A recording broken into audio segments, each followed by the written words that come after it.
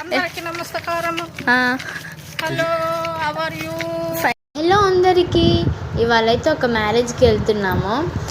But మేము వెళ్ళేసరికి marriage అయిపోయింది. ఫొటోస్ దిగుతున్నారనమాట. ఎందుకంటే మా అన్న లేట్ చేశాడు, 3 బస్తులు పోయినాయి. మా అన్న వల్లనే లేట్ అయింది.